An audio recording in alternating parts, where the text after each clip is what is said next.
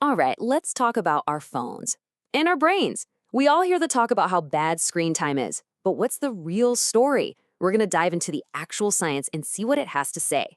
You know that feeling, right? That little tug from your phone, that nagging sense that maybe, just maybe, you're using it a bit too much. And we've all thought, if I just cut back, I'd be happier, more productive, everything would be better. But is that actually true? We're going to look at what the hard data says about the real impact of all that scrolling. So to really get a handle on this, let's just start with one number, 276 minutes. What is that? Well, it's 4.5 hours. In a big study, that's how much time young adults were spending on their phones every single day on average. That's our starting point. It just shows you how deep these things are woven into our lives. Okay, so first things first, let's dig into the big one, the connection we hear about all the time. What is all this screen time actually doing to our mental health? And of course, our sleep. And what's kind of wild is just how consistent the research is on this. Study after study shows these really strong links.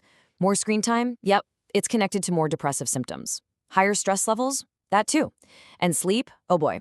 It's linked to poorer sleep quality across the board. We're talking taking longer to fall asleep and even waking up more during the night. But you've heard this before, right? Correlation isn't causation. And this is where things get really, really interesting. Because when scientists started to dig a little deeper, they found some stuff that totally challenges what most of us believe about our phones. So it was always this kind of chicken or the egg question, wasn't it? Are our phones making us feel down? Or do we just reach for our phones more when we're feeling down? Well, a major study finally gave us a real answer. They found that cutting back on phone use doesn't just happen to be linked to better mental health, it can actually cause it. Yeah, just a 3-week cutback led to real measurable improvements in well-being, stress, and depression. Okay, but here comes the plot twist.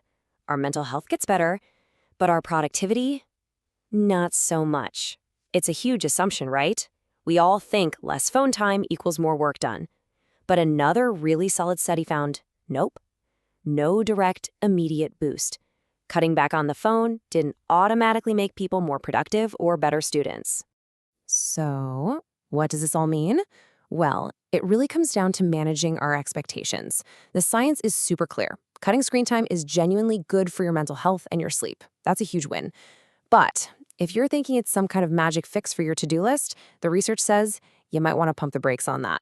Okay, so let's say we decide, yep, I want to cut back. What's the best way to actually do it? Because we all know it's easier said than done. The good news is scientists have actually tested different methods, and there are some clear winners. And that brings us to this really cool idea called design friction.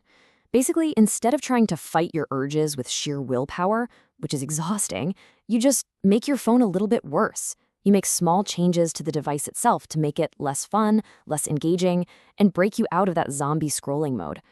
So researchers set up a little showdown. In one corner, you've got design friction, something simple like switching your phone to black and white.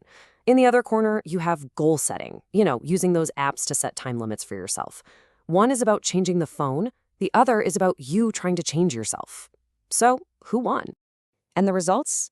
Not even close. The people who just switched their phones to Grayscale saw an immediate, massive drop in screen time. The group setting goals and time limits, yeah, they cut back a little, but it was way smaller and took longer. The simple, almost lazy method completely beat the one that relied on willpower. All right, so let's get practical. How do we take all this science and turn it into a dead simple action plan? What are the little nudges that the evidence says you can use, like right now, to get a better handle on your phone? Okay, the research keeps pointing back to these 3 things, and they're powerful because they're so simple. First, turn off most of your notifications. That just cuts down on the constant, hey, look at me from your phone. Second, set it to grayscale. Seriously, it makes your phone so boring, you'll just naturally use it less. And third, and this one might be the most important, create physical space between you and your phone when you sleep. And on that last point, the science is just screaming at us. This quote comes from a study where they actually tracked people's sleep with wearable rings. And it's so clear, using your phone in your bed is just uniquely bad for you. It's not just about the light keeping you awake. It literally raises your heart rate and puts your body under stress when it's supposed to be recovering. The absolute worst place for your phone is within arm's reach of your pillow. So all of this points to a bigger shift in how we should think about this whole thing. Maybe the goal isn't just about winning a battle against the minutes and hours. And this is really where the cutting-edge research is going. It's suggesting that the real goal isn't just less screen time, but better screen time. Using your phone on purpose, with a goal in mind, where you're in control. That kind of intentional use can actually make you feel more productive and satisfied. It's about switching from that passive zombie scrolling to active, focused use. So really, the big takeaway from all this science is this. Maybe we should stop obsessing over the numbers on our screen time report. The more important question is about the how and the why. So what does better, more intentional screen time actually look like for you? That's the real question we're thinking about.